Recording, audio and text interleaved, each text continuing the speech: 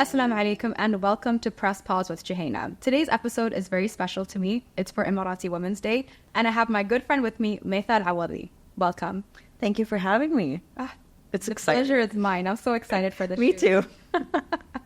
So how are you doing today? I'm doing fantastic, actually. It's a great way to start the morning and a great way to start your weekend, I feel. So yeah, I didn't even realize it was a weekend because I'm a shift worker. So we're going to start with a rapid fire round. And just tell me the first thing to pop into your head when I say a certain word. All right, I'll try not to overthink. Okay.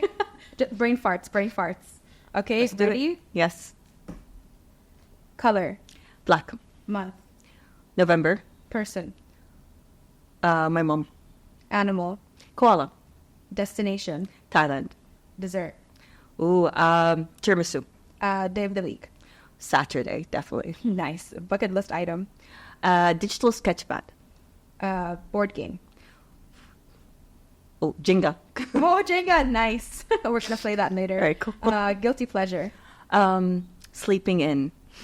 Same. Holiday. Holiday, India. Movie. Beetlejuice. Book.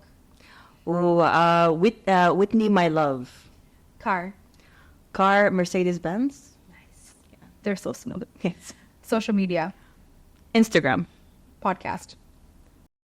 Press pause. Emoji. Laughing face. Emotion. Laughing. Oh, that was nice. How do you feel? Happy. Warmed up? Very warmed up. Excited for the next part. I love it. So, as we all know, the name of the podcast is called Press Pause. So if we were to quite literally press pause on your life right now, what does it look like? Relaxing. Very, very relaxing. Alhamdulillah. On my zone. Trying to figure out what's my next step. Yeah. And what does your routine look like on a day-to-day basis? Oh, that's not very good. Right now, I think my body's very exhausted from the past 2 years. I've been through a lot, career-wise mainly, and also personal-wise.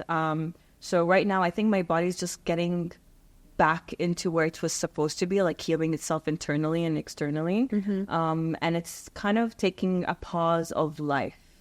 In a sense, I know that I want to do stuff. I know that I want to work on stuff, but forcing myself to do it when my body doesn't feel like it or my mind doesn't feel like it is, it's very important to listen to. And so that's what I'm doing. I'm not forcing myself to do anything. I'm just relaxing, taking day by day and deciding what to do. So if I want to sleep in, I sleep in. If I want to stay up late, I do that. If I want to work, I work. If I don't want to work, I don't. And if I want to socialize, I do. If I don't, I just shut myself up in my room and that's it. I feel you. Honestly, I had, it feels like burnout, right? And I always used to get burnt out because I would always go full speed ahead, flames blazing, yeah, like that's what I would do always. And I learned to press pause. That's why I actually called the podcast Press Pause, because I have no chill. Yeah. So it's a reminder for me to press pause and a moment to pause, because I always felt like I have to consistently work and overachieve and be there for everyone. So I had to be great at work, great with my friends, great with the family, and just consistently keep pushing, and it drained me. And then I burnt out and I was forced to press pause. So my health took a turn and everything like that. So I'm just so proud of you for choosing to stop and listen to your body and listen to what it needs. I won't lie, it's not something that I usually would do. I love being a workaholic. I love having stuff to do. Yeah, it's exhausting, but it feels like my life is doing something. I'm doing something with my life. I'm moving forward with my life. I'm accomplishing what I need to accomplish. And that word need is something that I went through life coaching because I really was lost at some point. And life coaching was such a beautiful moment, especially because it was with an Emirati life coach. Okay. And who has the same experiences, and I know her personally. So it felt like very calm. But I realized that when you press the word need into your brain, it becomes a stressful thing. And it does. Now I'm changing my mentality into I want to do things, but if I can't do it right now, I'll have tomorrow. It's very hard, especially because when you're a perfectionist and you're in charge of your life and you don't have any other responsibility except yourself, you want to do stuff for yourself. And I think that even if you press pause with your life, you have other obligations around you that are not in your control. And I loved being in control. Same. And I live with my granny, so with my grandma, I have to be there for her. I can't be cooped up in my room all the time. My mom calls me as well, and I have my sisters. It's a lot of socializing. And for me, who's been an introvert since childhood and had to force myself to be an ambivert, my energy, my battery drains so quickly that pressing pause in my life is very essential, but telling other people that I need space is hard. It is hard. It really is. And setting that boundary, especially in our culture, is like, what are you talking about? How dare you? How dare you not be there? We need you there. And if you are trying to be something for yourself, if you're just focusing on yourself, people accuse you of distancing yourself, not being there for your family, especially if you come from being selfish. And being selfish. And I hated that word because for the first time, yes, I am being selfish. I am pressing pause. I am telling you that this is my boundary.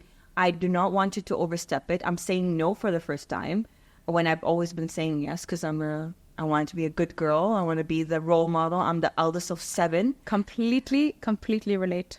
And I feel like a lot of people relying on me, and I do not want to be relied on anymore. When is it time to rely on myself or being a friend to myself or looking out for myself? I want to work on giving myself priority. And that's a hard thing to tell people because they see it as selfishness after years of being complacent and doing what they want to do. And not saying that's a bad thing. Obviously, I love being there for my family. I love helping out my family and my friends. But at some points, I just need to step back and say, this is for me. And I think that's what I miss about living abroad so much is that I had my own space. I had my own time. If people wanted me, they call me. And if I have time, I will go. But now when you live with your family all the time, it's very hard to distance yourself sometimes or find a place that you're alone. Like sometimes you're just in bed and you're sleeping and then suddenly someone knocks on your door. It's your grandma say, are you okay? Are you sick? You didn't come down today. I was like, no, I'm just sleeping. And I want to sleep. You need the rest. But interruptions like that, it's not a bad interruption. It's nice to be cared for. Of course. But sometimes you just want to be alone. You want to be in your own cave. You want to be in your own dark space, in your own bubble. And I am a big reader, and reading is my escapism. I have over 200 romantic fiction novels. Ooh, nice. Like Bridgerton. And I have a lot of other books, and I love just to binge read my books. And that's my escapism. That's when I stress release. And when people come to me and say, you're not eating, you're not doing this, you're not doing that, it's because my body needs something right now that does not require me engaging or coming down or eating or drinking water or anything like that. It's just me being in bed with a good book and reading and having my mind rest for once. And it's very hard in the society to get that because there's expectations of you as not only being part of this household and society, but being a woman in this household and society. Exactly. And they're used to you acting a certain way. So when you go out of the norm, then it's, of course, like even if you were exposed to another family member acting out of the norm, you'd be like, are you okay? Yeah. So, yeah, I completely understand and I relate and everything. So you had a movie come out recently. Tell me more about that. So my first feature film as a director came out in July. It's a very exciting film. It's called Eid Eiden. And it's a very personal journey. Although I never wrote it, I felt that was made for me. The film I first got approached by 𝐶𝐳, who's the writer of the project.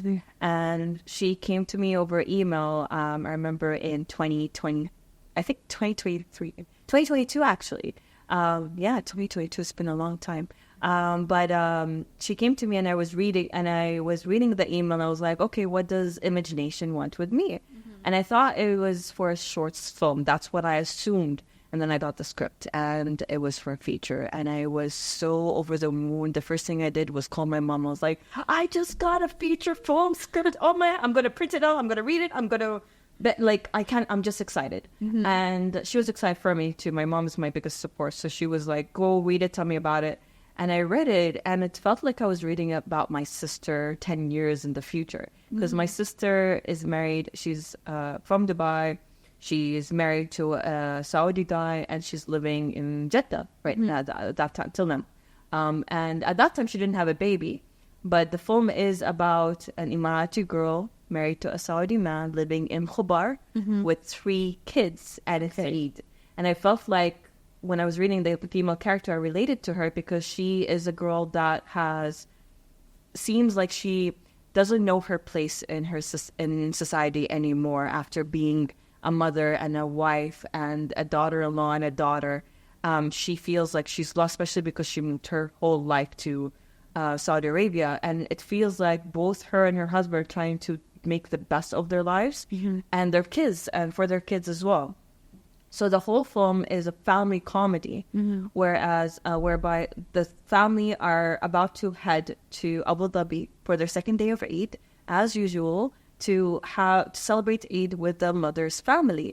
But something happens on the day of their trip that kind of disrupts their whole life, or their whole lives and their trip, which is, and this is in the trailer, so I'm going to say it, the nanny leaves. Yeah. The nanny leaves, and they're now confronted with being on a trip with their 3 kids by themselves for the first time, and they don't know how to react. But for the kids, they decide to go for it. And so you can expect a lot of comedic scenes happening based on that, about facing the reality of a family, of being confronted with needing to take care of those kids by yourselves in a hotel without any family help, without anything else, and things just get worse and worse, but in a comedy way. And it's all about unity. What I love about this film is it talks about family unity, how every person wants the best for the family, but they go about it their own way, and they're just trying to make the best of life. And the only reason that things are not working at the moment is because of miscommunication. And that's a very important lesson. And what I love about this film as well is how we portray the men in the film.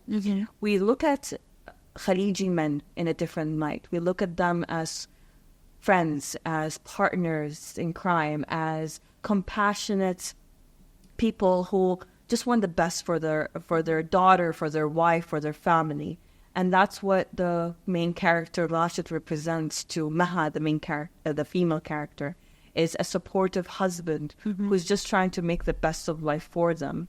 While her father, who is played by Hassan Rajab, he wants the best for his daughter, and he thinks that he knows best.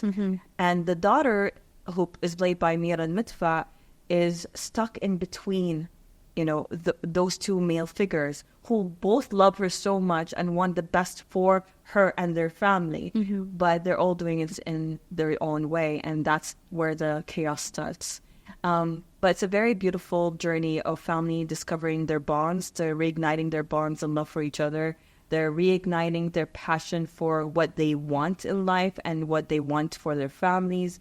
And for the female, it's mainly looking at herself and what she represents towards her family, towards herself as well, towards her marriage. And it's a very beautiful comedy film that is geared for every single part of your family, whether they're kids at like 5-year-old kids to 60 or 70-year-old adults. My granny, for once, this is her review, she loves it.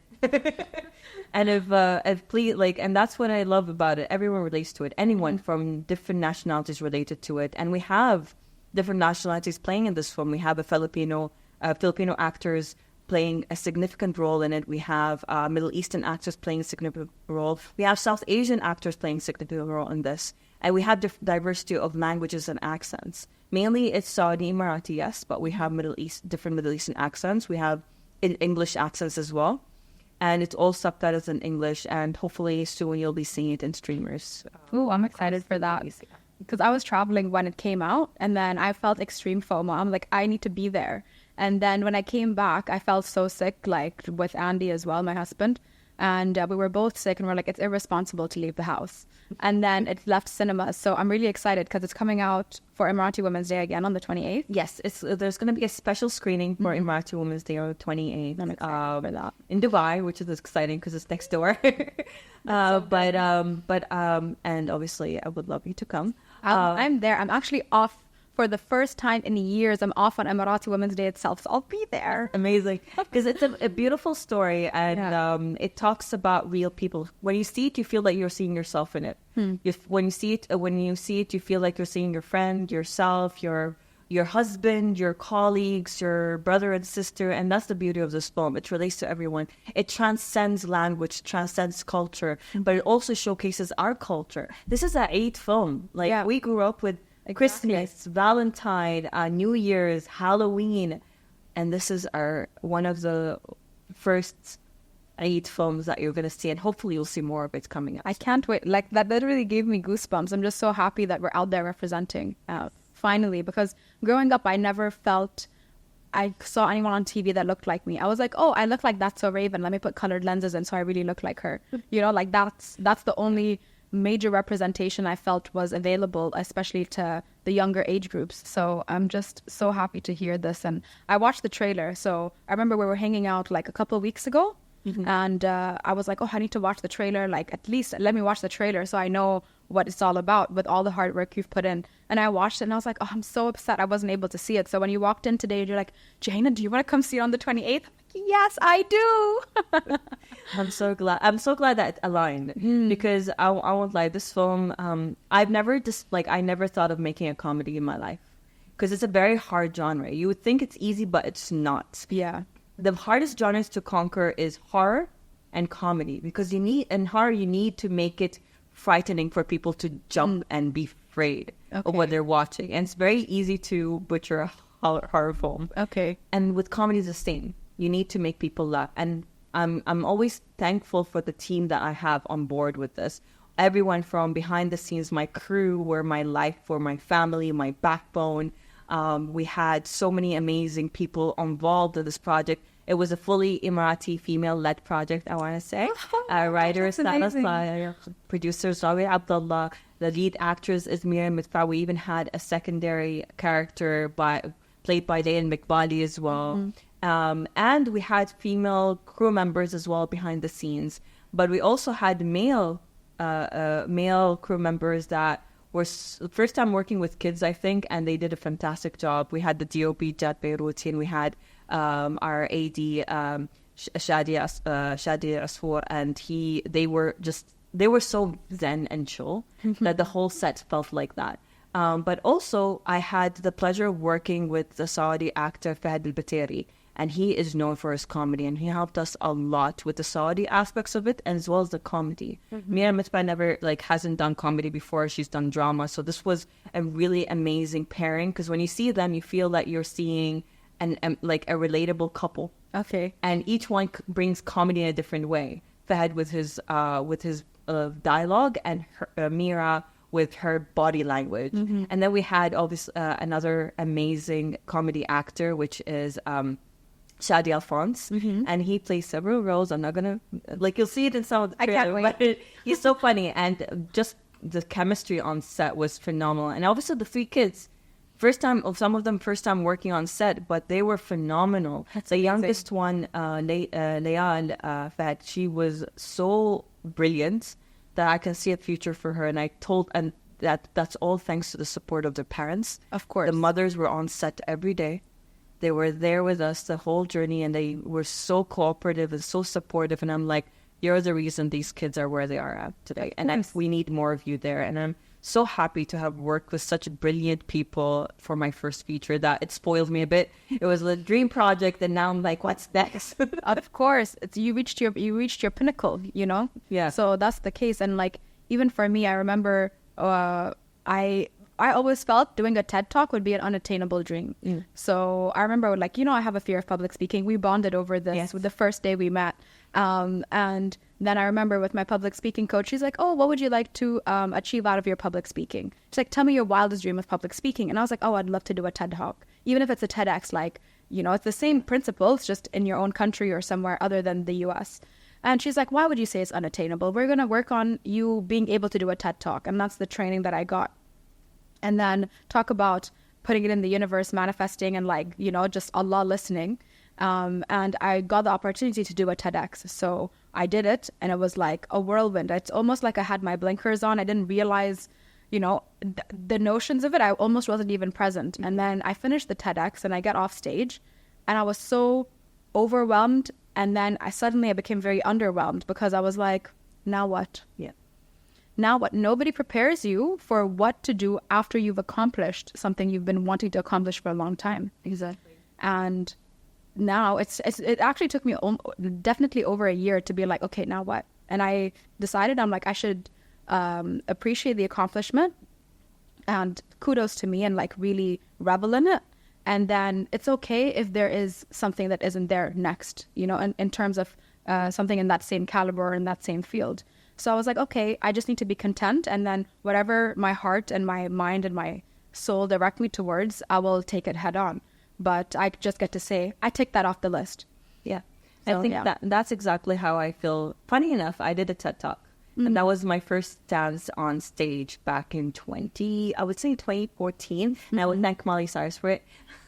Because she came up with Wrecking Ball, and I was working in Dubai 103.8 at the time as a reporter. And you know, it's very funny you talk you talked about TED Talk, because I did my first ever stance on stage was with a TED Talk. Wow. And I wanted that was when I was part of Dubai 103.8 as a reporter back in 2014. You can find it on YouTube, but that was a different Maitha at the time. Because I feel like when I did that TED Talk, and it was really dark, like it was kind of like a godsend in a sense. And I want to thank Miley Cyrus for that specifically, because I remember the reason why I got that TED Talk was I was tasked with going to 𝐬𝐮𝐬𝐫𝐤 and standing outside and getting parents' views on Miley Cyrus's Wrecking Ball and how she transitioned from Hannah Montana to Wrecking Ball Miley.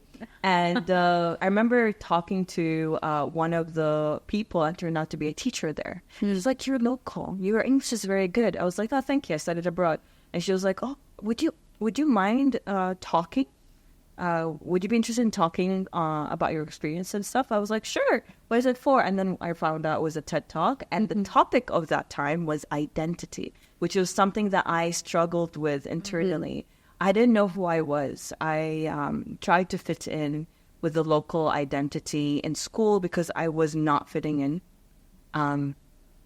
I was always felt like I was an outcast in a sense. I felt like I was strange. Because my mom taught me to be myself, and taught me to kind of raise me with a westernized mentality more so, where I can be and do whatever I want. And she had so much trust in me at that time, and I was a good girl. I would say I wasn't wild. I wasn't doing anything. I was actually coming home early when I go out, and she would tell me, "Why are you home so early?" And the worst thing I would do is when she gives me 100 dirhams, and by the way, 100 dirhams was a lot of money back then. It was a lot of money. You were bawling. I know. So what I do was I was going with my best friend, and we used to share an Oreo cookie. And back then in Fridays, they had 2 pieces of Oreo cookies, like Oreo ice cream cookies. And we'd share that, and we would go to a cinema, and it was very cheap back then. Yeah, like what's 30 dirham? Yeah, and with popcorn and stuff, like what you'll waste like maybe 50 dirhams max. Yeah. So I would splurge because I was keeping all the money to buy books, and that was the naughtiest thing I would do, is buy books. My mom hated that. She was like, "Stop wasting money on books." But I was like, every weekend I would buy a new book, like 2 books, and then I would sneak them in, and I would read them, and she wouldn't know. She does still now. I don't think she knows how much money I spend on books. But I always that's one thing that my granny and my mom always threatened me with. She was like, "If one person wants to take one book, I'll give them the whole collection." And I was like, "No, never." When it threatened me, it's with my books. But Nice. but basically, I never fit in. And when I went to Australia, I felt I would finally find myself there. But then I was with my expat friends, my international friends. I was myself. Mm-hmm. But then I had my Emirati or Arab friends, and that was when Maitha also changed. Like I had to present a different Maitha towards some people because they would not accept who I am. I understand. And I had to blend in, and I didn't know I was blending in because I was not sure of who I am as a personality. I didn't know what I represented. And I think that having that talk, first of all, it was nerve-wracking. I have huge stage fright, and you've seen that. Yeah. You personally. I was like holding your hand on stage when we were doing a panel discussion. Yeah. And I just met you. I was like, "It's okay." Exactly. And thankfully I had to write it and read it, and I practiced, and it was fine until I saw people. And not only that, what broke me is like my mom there. And whenever my mom is in my show or me speaking, my mom bursts crying, and I reflect that. I remember because, so we were sat on stage and you were sat next to me. And then when I saw your hand was shaking, I just like held your hand and I was like, I love you. You're fine. You're doing so great. And then your mom sat in front of me. Now, I didn't know she was your mother. So this lady's looking at me and she's crying. And I was like, oh, I brought her to tears. I haven't even spoken yet. So I was like, why is this lady looking at me so much? And then I was looking at her. I was like, oh, she's so stunning. Look at her. I'm like, what skincare routine does she use? Like, I was just going on a tangent inside my brain. But yeah, I've witnessed all of this. And that's the thing. When my mom cries, I cry. Yeah. My mom is my inspiration. She went through a lot. Yeah. And I think that I'm closest to my mom in that sense because I'm also closest in age. My mom had me when she was, I think, 18, 19. Okay. So I was kind of like, my mom was my best friend. And you know how it is when you're raised so closely with your mom, and she becomes the center of your universe. And yes, she is, because she gave me life, and she's the one who was the biggest support in my life. And especially coming from a family where my parents are divorced, and majority of my childhood, majority of my teenage years is with my mom. And she's the reason where she, and obviously God, is the reason why I'm here now in this place. Because she supported me traveling. I didn't want to travel. I want to say that.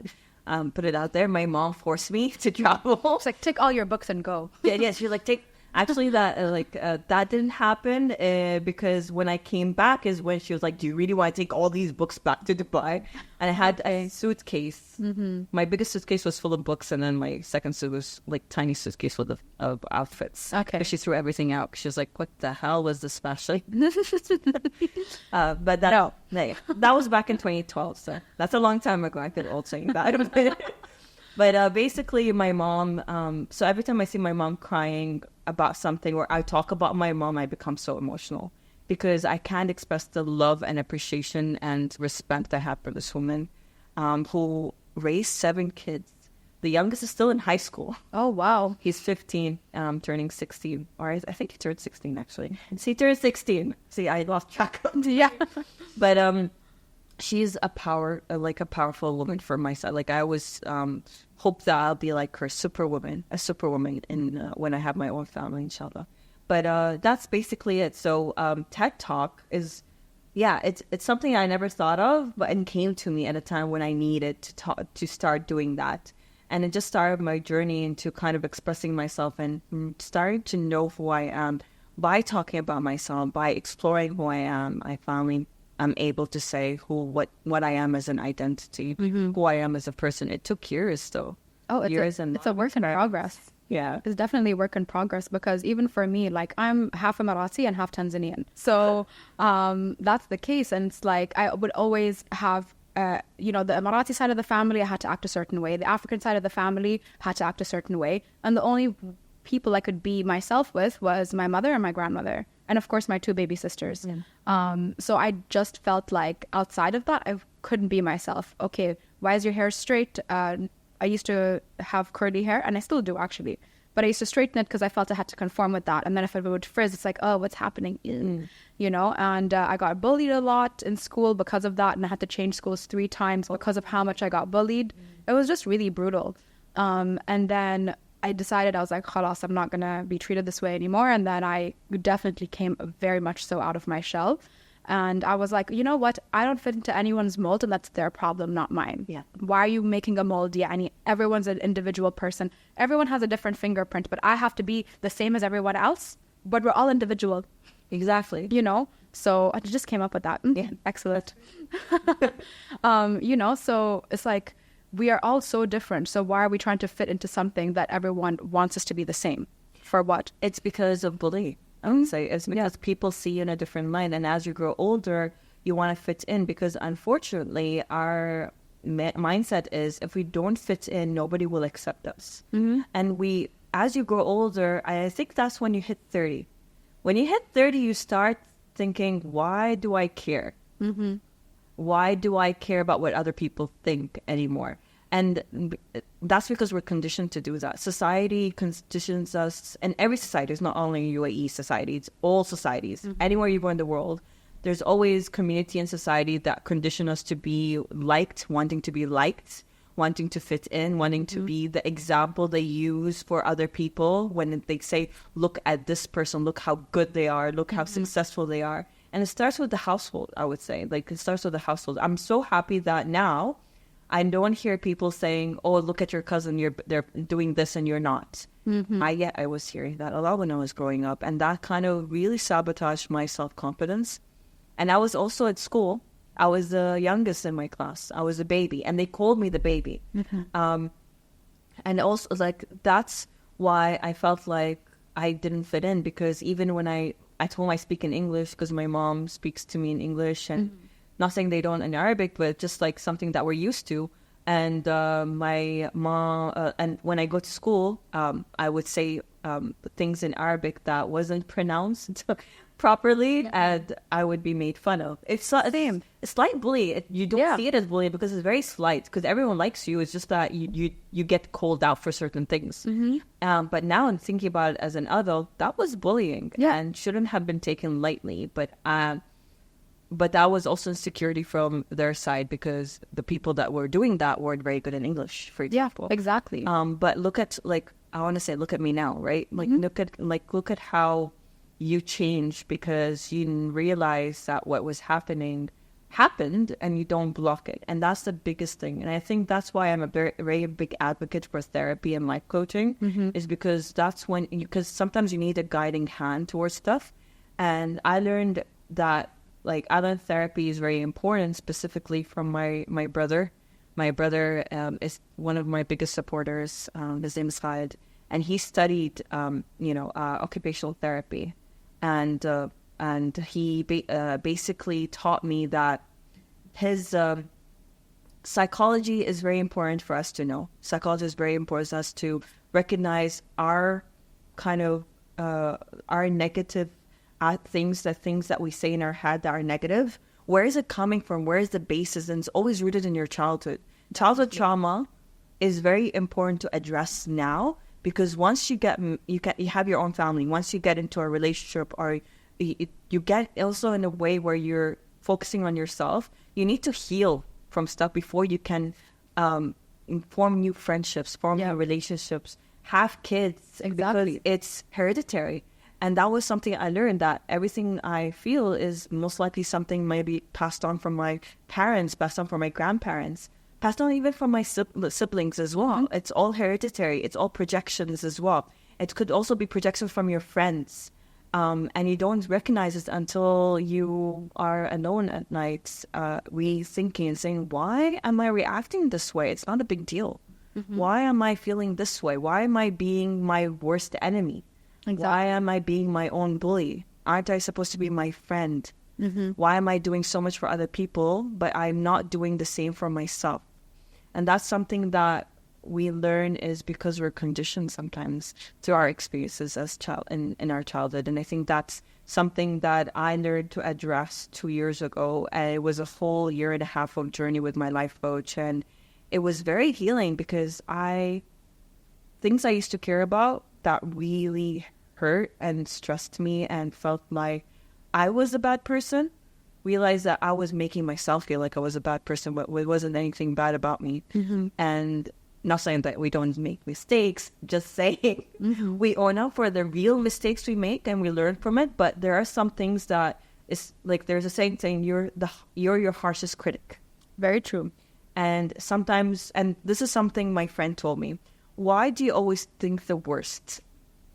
I was telling them recently that I said something, I was having a meeting with a friend and I said something to them, and I think they took it the wrong way. Or I don't know if I said it, I don't know if I said something that maybe turned out wrong, or they perceived it in a wrong way. And they were like, I don't think so. You didn't say anything wrong. Why do you always think that? Why do you always think so negatively about yourself or what you say? Why don't you just say, like, why don't you think in a positive way? See that what you said was like nothing out of the ordinary or anything like that. It's just, you feel like maybe the way someone reacts is because you said something, but the reaction is not bad. It's not, it's a normal reaction, and it's not something that should be perceived in a negative way, but you always revert to a negativity. And I'm like, I think because I'm scared of getting things wrong. I'm scared of hurting people. I'm scared of saying something that is perceived wrong or being disliked is a big fear. And I think it's all rooted to the fear of being lonely and alone in life. And I think that's one of the biggest fears that every person has, or I personally have, is fearing of ending up alone and disliked. And that's a huge pressure to put on yourself. It is a very big pressure to put on yourself. And, you know, how do you feel like the life coaching and therapy has helped with that? Has it gotten better? It is, because I was experiencing at that time a very big shift in my life. I just had a big accident that was the most traumatic experience of my whole life. I'm so happy and blessed, and thank God that I came out of it with no scratch. As you see in the car, it was demolished. Yeah. And it was just a freak accident. Like, it wasn't even, I wouldn't want to say it shouldn't have happened, but it did end up costing someone's life, and then that's the thing that traumatized me the most. But through that, I also learned what my relationships with people were like. I lost a best friend that meant so much to me. Getting emotional just thinking about it, because I also hated the way that I ended it. Like, we ended it in a very bad way, and I hate the way. And if I could take it back, I would. And I did try to reach out earlier than before we ended it. I did reach out earlier and try to fix this, because I'm a fixer.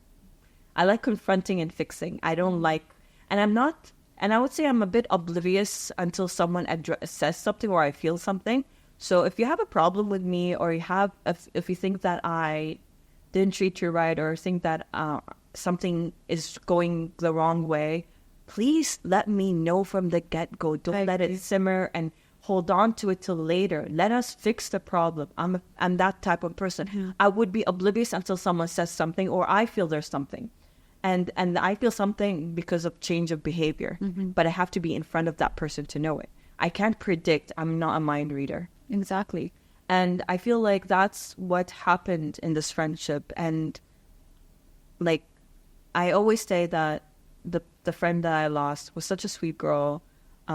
We might have had different goals in life. We might have had different ways. We were changing as well. And I think that there's a saying that I recently heard online saying that you have friends some people come to you for seasons. Yes. And they don't stay with you because you're each going a different way. They're either there to teach you a lesson, or they're there to help you achieve something. Mm-hmm. And then they disappear from your life. And it's funny because my brother always says, I have seasonal friends. Oh, yeah. He always says that. And I didn't understand what that meant until I experienced it myself. My friend came to me when I really needed a friend. And then she left me when I felt like I could survive my life. Like, I could.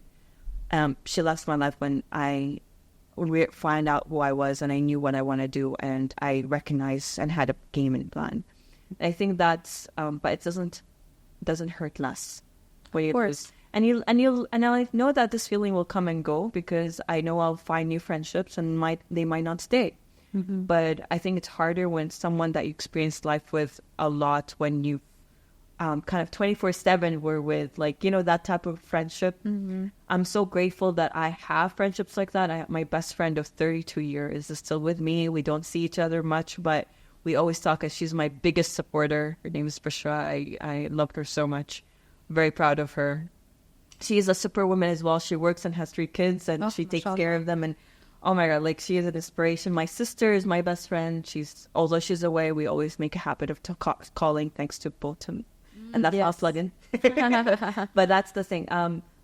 You realize sometimes that things happen, and life coaching really helped with that, because I felt it was my fault. I felt that I should have done more. But when you try to fix something and the other person doesn't want to, now you can't control how other people feel. And I think that life coaching helped me realize that. Life coaching helped me realize that I am pressuring myself to be something faster than I needed to. Mm-hmm. There's no rush. There is no rush. Yes, you live only once, but you need to enjoy the life you have, rather than not enjoying it and just pushing yourself to accomplish something that might or might not happen. Whatever is meant for you will come to you. Exactly. Nasib. Yeah, exactly. And no matter what you do, it will come to you. And whatever is not yours will never be with you. And that's something, it's hard pill to swallow, but something that I needed to learn. And I think I learned it. That's why I'm not being too harsh with myself. I am still, I'm not going to lie. But I have people tell me to calm down, slow down, be happy. Alhamdulillah, you're having a good life. You have a roof over your head. You have food on the table. Your career is going there. Like, it's going to get there. It's just slowly but surely. Because now I quit my job and I'm a full-time freelancer. And after this project, I feel like life calmed down. And I oh, where's the work? Yeah. But it will happen. And I just need to, maybe this is a time for me to relax and just sit back and think, let me heal. Exactly. You deserve that. Yeah. And it's definitely we're very similar in that sense because it's out of our comfort zone to just be. Yeah. Oh, I hate it. Such a small word with such a big impact. I know. And I relate with you. I had 2 friends I lost at the same time and we were that close, 24/7, always hanging out. One lived with me and one lived 6 houses down from me. So we were all always together. And it happened at the same time. And I tried to confront it and I wasn't being told what the reason was. Like, okay, just tell me what it is. If I messed up, tell me what it is. And then when I reflected on everything, and my sister Mira, you met Mira. Yeah. She was there for all of it. And she's like, you did nothing wrong. And then even when I spoke to my life coach about it, she's like, you've done nothing wrong. If anything, you actually helped them so much. And I feel like also when there's a shift in your life, because that's the same time I met my husband. And I feel like they weren't getting all the attention they wanted to get. And they were like, all right, well, we can't get from her as much as we would like. So they just left. And that's how it felt. So I was like, you know what? It's okay if it didn't work out. Because as you said, seasonal friends. At the time, it was great. We went through COVID together. We were all a support system for each other. And we knew each other well before COVID. But, we got through COVID and then COVID left and so did they. Alhamdulillah. All of it, all of that went out. And now when I look back, I'm happy that it ended the way that it did because they weren't people who would prop me up. They were people who were like, why do you want to go to university? What's the point? What are you going to gain out of it? You should be like, oh, okay, I'll meet you after class for dinner. Not, why are you even bothering to continue to push yourself? Yeah. So that's the thing. And, good riddance. Good riddance. Like, it sucks to have gone through that. And the heartbreak, I think friendship breakups hurt more than romantic breakups. Oh, they still sting. They sting no matter what. Mm-hmm. And it took me years to get over it. Like, I think, how long has it been now? I think it's been 2 years. And only maybe in the last 6 months is when I realized, I don't think about them anymore. Because, they're always in the back of your head. And no matter what you do, you're just like, they're still there. Ooh, would she be here? I know she loves this restaurant. I'm going to this supermarket. Yeah, I'm going to go to the other one because what if she's there? And then, when you realize you're over it is when you don't think about them. Or you don't mention them, or you haven't had that usual thought. Yeah. And you're like, this is when you know. And I was like, I'm so proud of myself. It does help if you have another friend to rely on. Because after that happened, I'm like, my husband and my 3 dogs are enough. Khalas. I do not want anybody else. Thank you very much. And then you met Sarah at Emirati Women's Day like 2 years ago when we met. So she came into my life and I was like very cautious. I was like, I'll treat you with love and respect, but don't expect me to open my heart to you. So I relate with you on that. And I feel like people don't talk about the friendship breakups. They're like, I lost the love of my life. Well, your friend could also be the love of your life. Platonic love is something so underrated because that support system, it always helps to have a good friend. It's also because in a sense that your romantic love is different than your friendship platonic love because your platonic love becomes family. Yes, it's your chosen family. Exactly. It's higher than blood. It is. Sorry, thicker than blood. I messed up that analogy. It's okay. It's fine. We all knew what you meant. And the thing is, with these type of I totally get that. I felt that platonic love is harder to get over because they've been with you through everything. They've been with you through every different heartache that you had. And for me, it's so funny that you said 2 years because for me, it's the same amount of time. I think we had our platonic love breakups at the same time. Our Capricorn aligned with microwave at the same time. And it's also for me, it's when I started focusing on my career. Yeah, I had a shift in a new job. I had a shift in career perspective. And my my friend also lived with me for a whole month, and that's the month that For me, it was 3 years we lived together. Oh, wow. Yeah. That's harder. That's harder. Yeah, it was intense. Yeah, it's also because also your whole family knows them, and you know their family knows you. It becomes like, exactly. Who are you with? I'm with this person. Oh, okay. Yeah, because even Maitha was very close, and she's like, I also lost a sister, so it was a loss everyone had. Yeah. So my family's the same thing. They all felt that, and it's harder when, you're also in the same circles, and you sometimes might bump into them. I cut everyone from those circles. I have African pride, like my mother. Mine, I lose control. Cut. I was like, I don't care. I don't want any friends. Bye. All of you were average anyway.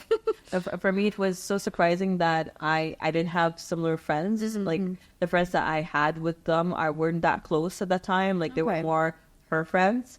So when I won in the custody agreement, she won the custody, and I didn't mind that because I wasn't that close. But also, funny enough, after a year of that, I met people that are best friends with her, and now they're in my circle. So I can't really control that. And that's the thing. Dubai is UAE is such a small place. It is. Especially if you're running in the same circles or running in the same field, you'll always bump into these people. Very true. And the only thing you could say is, whatever happened was between us.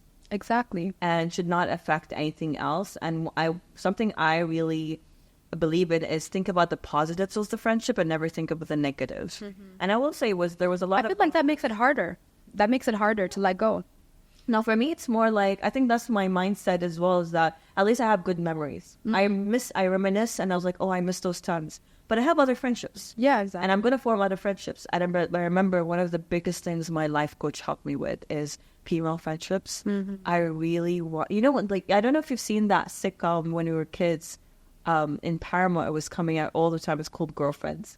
No. It's about 4 female girls that are best friends. They're their adult life, and they're traveling together. They're always hanging out in one of their houses. I think 2 of them were rooming together, and they were just best friends. They were kind of like Sex and the City. Okay, so that type of thing. But it was more about their friendship than anything. It's called Girlfriends. If you didn't check it out. I will. But basically, I felt like I was missing out. I really needed that female bond. And I kept saying that no matter the friendships I have, my sister doesn't count. My best friend, that child best friend doesn't count because she's like a sister now. I needed those friendships where I could travel with them. I can experience life with them. Who do I call? I call this person. And in my head, it was supposed to be 3 people that I relied on. Because they were like ride and die. Yeah. And I felt that was something that was missing, and it was breaking me a lot. And it was a hard thing getting over, or realizing that if it happened, it happens, but I don't really need that. Investing in one person and one friendship is more important than having too many. And I didn't want too many. I just needed those. And I think it's the reason, because sometimes you can't talk to your parents about things. Sometimes you can't talk to your sister about things because they will always bring the familiar thing or the family into it. We need that friendship. As women, we need that friendship. I know men do too, but it's different. I don't know. I feel like it's a very specific thing. I think I'm still searching for that. Hopefully we find it. Inshallah. And so if we were to press rewind on your life, what was your childhood like? Oh, my childhood. My childhood was, I don't know if the word traumatic was a good word to use. Girl, same. I would say it was traumatic, but I never took that trauma in me. Like, I never recognized that trauma. If you talk to my brother, he would tell you more about what we experienced. But I was the eldest. I was in a battlefield, I would say, throughout my childhood. I never saw it as that because I was daddy's girl at that time. But I now am mommy's girl more so than anything. But it shifted because of the way I grew up. I was very much with my dad. Me and my dad, my father had so much in common. We were hardcore anime fans. We were hardcore gamers. We loved tea. And when I say tea, as in like this big cup of tea. Yeah, okay. With lots of sugar. We were sugarholics. My dad was in the was in the army at the time too, so I admired my dad so much. I remember Wednesday was our Friday now, and I remember every Wednesday his friends from the army and from his university days will come to our house. We'll have tea, they'll have shisha, they will play cards, and I will be in my dad's lap just looking and playing with them, like with the cards and stuff. So that was how close I was with my dad. But my parents divorced at 9. And it was very traumatic because there was no divorced parents at that time. Yes. And during that time, I lost so many people.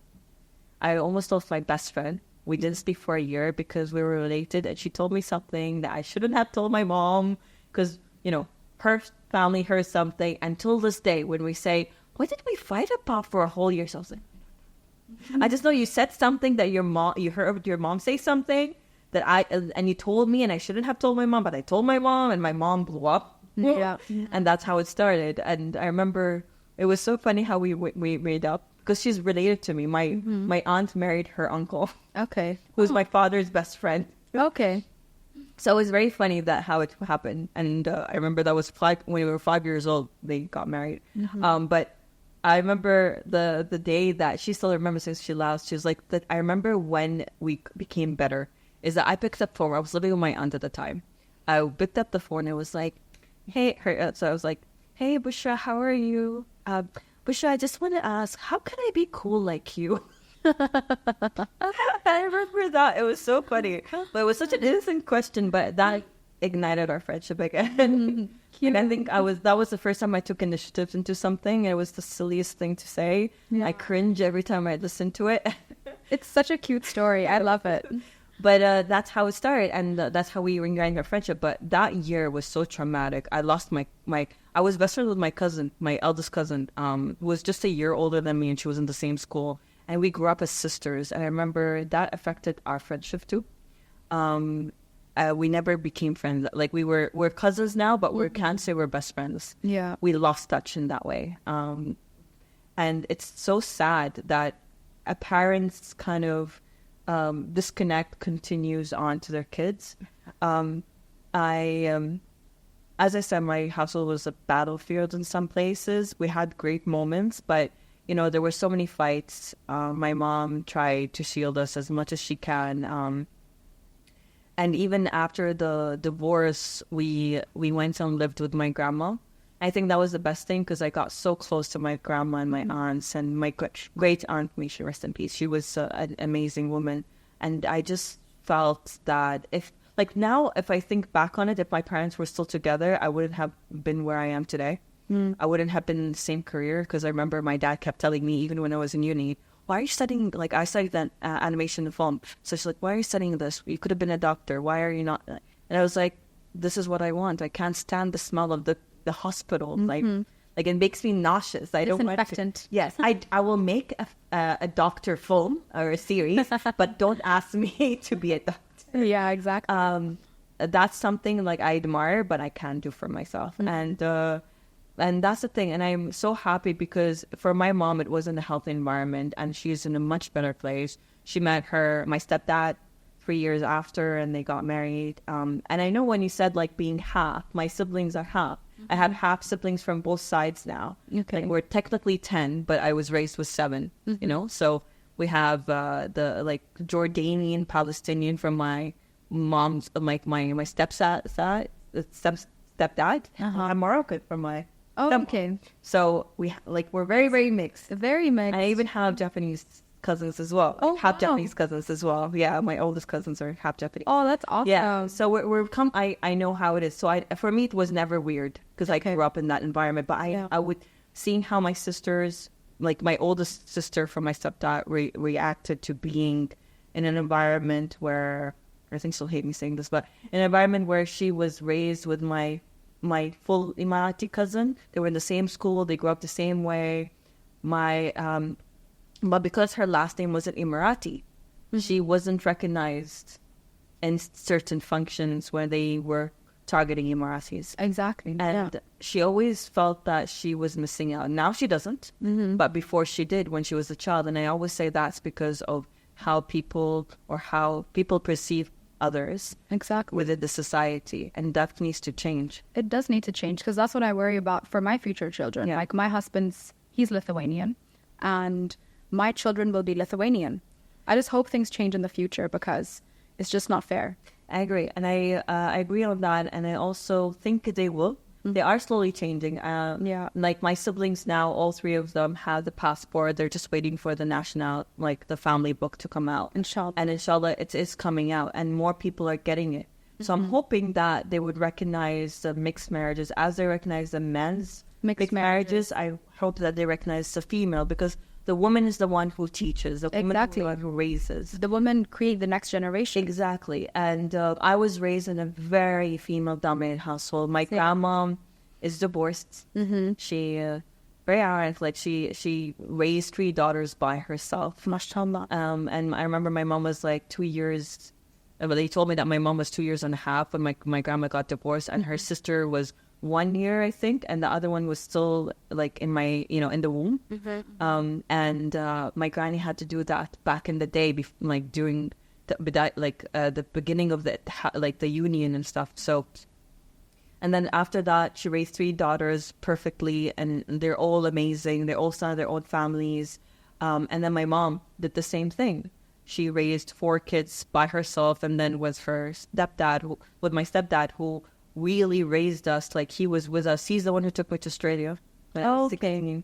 He's one of the first ones that will watch my films. He always asked me about things. He always supported me, and he always supported my siblings. He's the granddad of my nephew, he's the one who was there for my sister's weddings, and wedding, not weddings. I was like, nice. Wedding. And he's the one who we call dad, all of us. And I really thank him for being there for us. But I also tell my mom, I'm thankful that you and my father divorced, because you both were unhappy. Yeah. You were young when you decided to marry, and then realized you were not fit for each other. It's not about, and they got married through like the normal traditional marriage of, someone, they want the bride, here you go. But I think the biggest mistake that people do is that they don't realize that the engagement period is when you actually start dating, like legally, right? Yeah, it is. Yeah.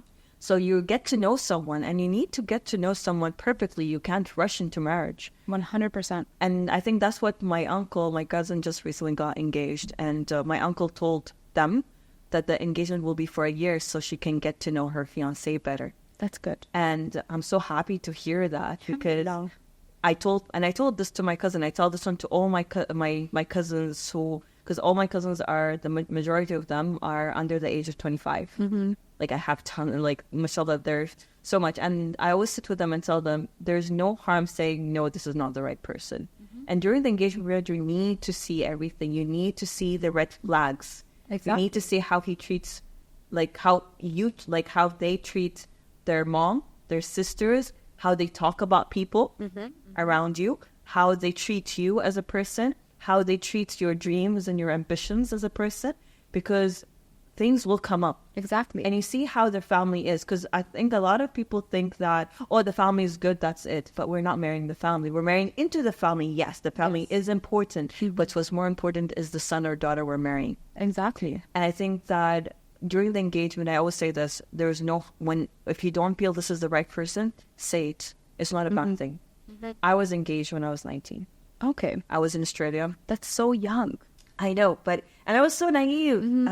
But I thought this person was the right person for me, because we grew up together. Okay. We grew up, I was living next to them since I was 1 year and a half. And I stayed living next to them till 9. So I knew their family very well. They were great friends with my family.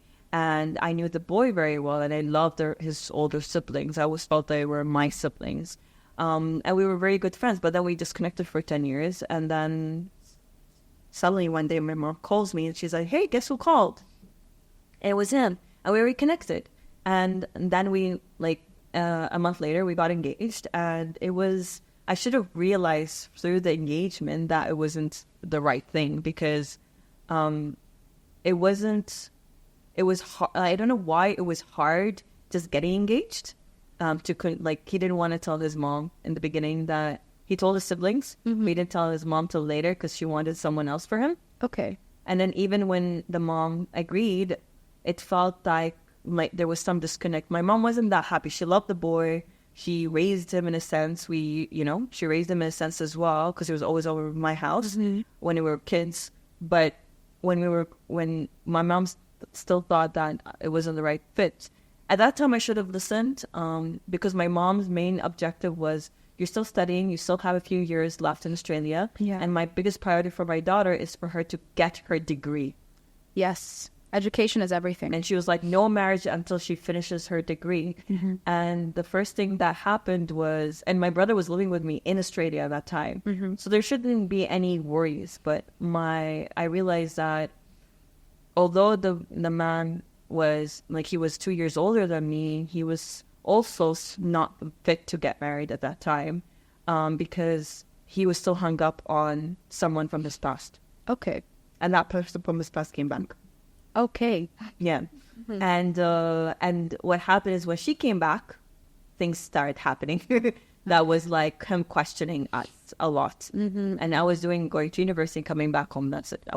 That's my life. Yeah, yeah. And I was living with my brother and my friend, and that was it. Like I wasn't doing much.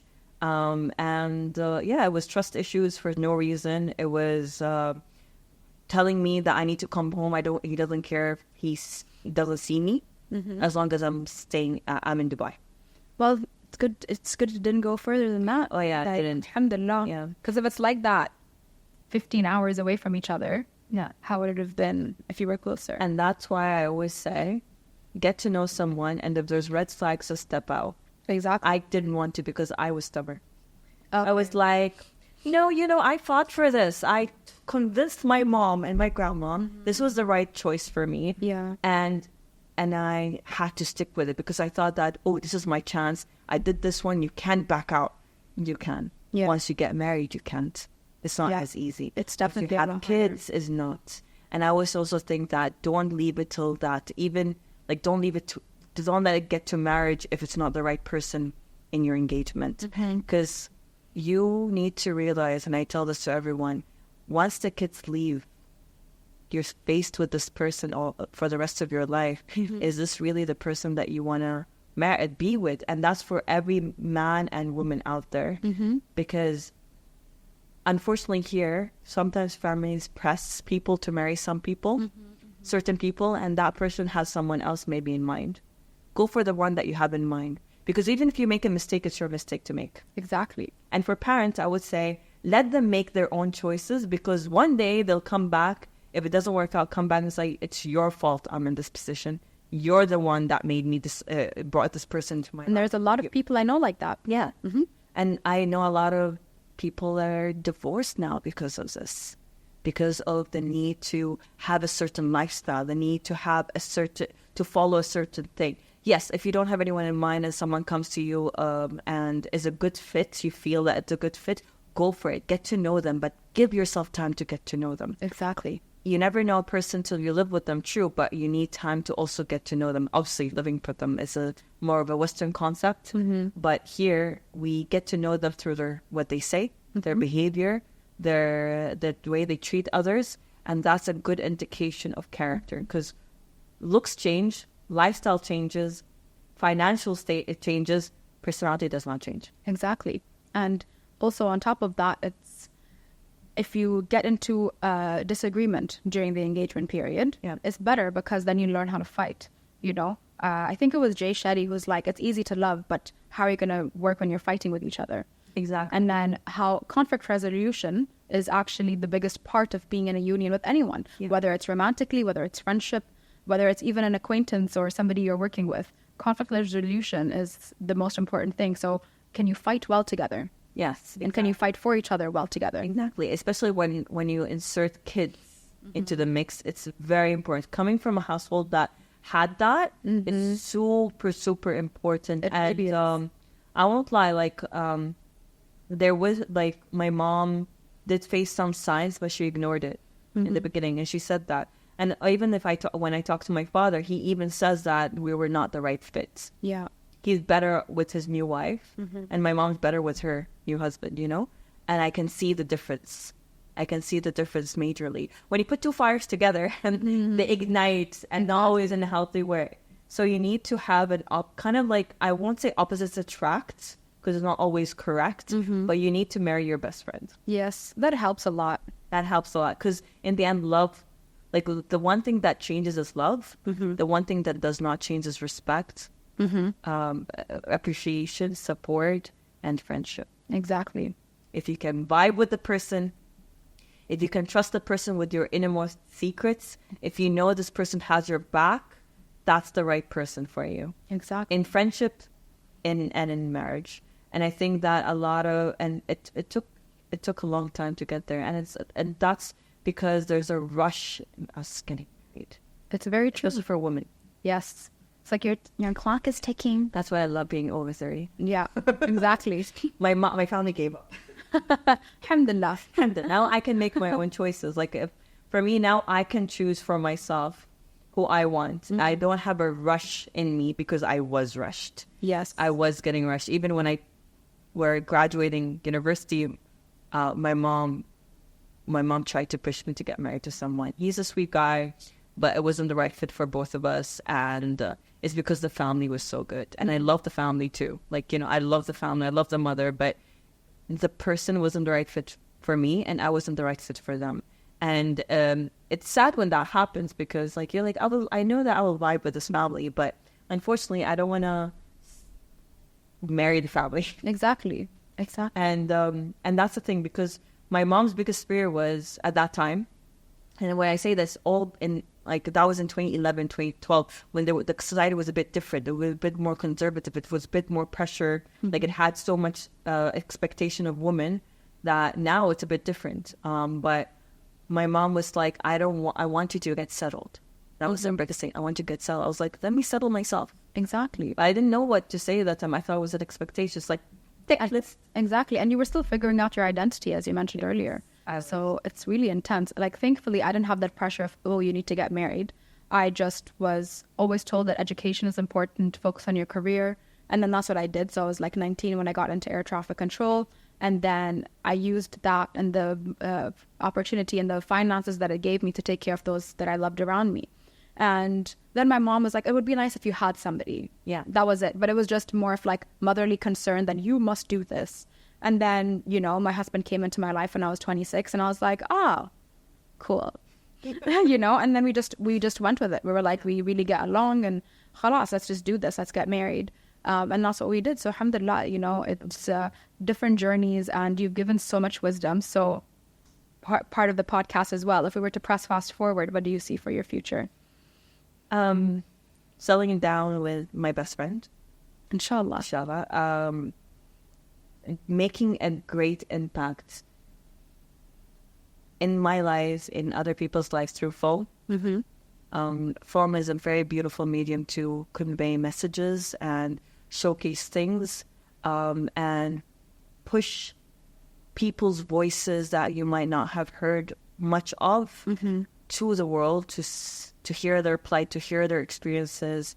And one of the films that I would say that really showed that recently was This Ends With Us type films, modern love type films, where you see I didn't, my brother is bipolar, and I didn't know what bipolar meant. I knew it scientifically what it meant, but I didn't know how it felt until I saw Anne Hathaway's Modern Love episode.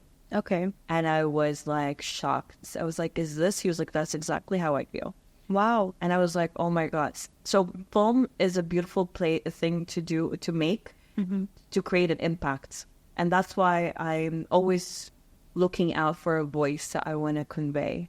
And either through collaborating with a writer to do that, writing my own stuff, or even collaborating with filmmakers to create an impact like that. So my aim in the future is to do that, to settle down with my best friend and have my own family, because you spread your name, becomes your legacy, but it's different when you have your kids become your legacy. Exactly. And and what else? I think those two are the main movies. Before would have said an Oscar, maybe. Okay. But We'll just put it out there. I put it out there. One day, hopefully, it's a goal. It's not a dream. It's a goal. But if I don't get it, it's not the end of the story. Because for me, my biggest goal is to make a great impact in the industry, wherein in the future people learn about me and my journey. That's beautiful. And that's why I want to make history. You will. And that's why Inshallah. And that is, I don't want to do it like by myself.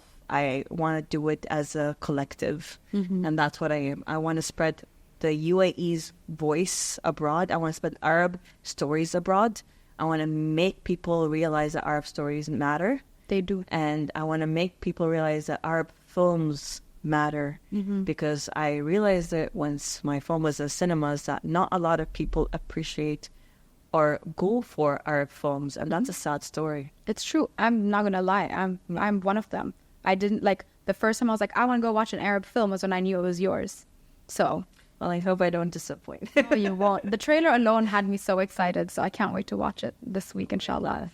But thank you so much for sharing. I appreciate it so much. Like, it means the world to me that you came to press pause and for us to catch up again. You know, you're also a good friend. So we've sat at this exact same table and had such deep conversations with biryani. Yes, biryani. Yes, correct. Exactly. So thank you for sharing. And for everybody tuning in, thank you so much for tuning in. Press Pause family, if you take a moment to like, subscribe, share, comment, depending on the platform you're on, that is very appreciated. And this isn't the end. So tune in next week for the Burj Banter episode where Maitha and I play a game of Jenga with a twist. Each block has a handwritten question on it by me, and we're going to go through that tower. So tune in next week, inshallah, and thank you for watching.